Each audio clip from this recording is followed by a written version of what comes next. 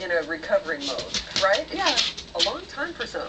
It does. There's lots of different ways for your brain to reroute itself, which is wonderful and a blessing. But it takes a while. So, what prompted you to write this book about kind of a similar experience to yours? Well, it took so long for me to recover, and I was so lucky. There are thousands of people that have brain injuries each year, and it was so interesting that once I had recovered, I wished that I had learned something during the recovery time of somebody who had actually done it.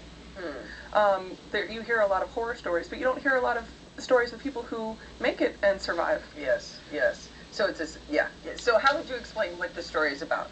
Well, I use some of my experiences. It's not my story, but there are two women who have brain injuries in the story.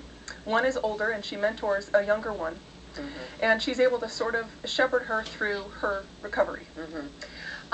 So in researching this, you had to kind of go on your own recollection of what happened to you, and then do some like in-depth research on how the brain, how this rewiring happens. Right. I'm an expert in only my kind of brain injury.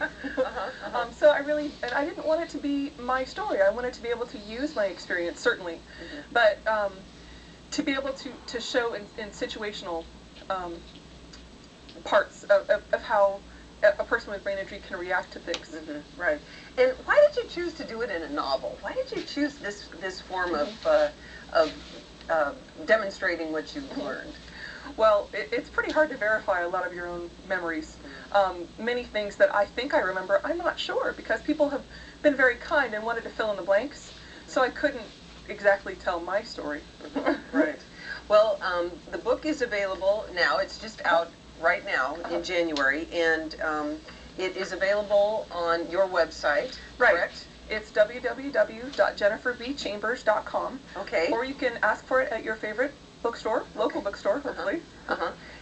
And if you missed all that, you can find it on the Kval website. Go to kval.com, click on interviews.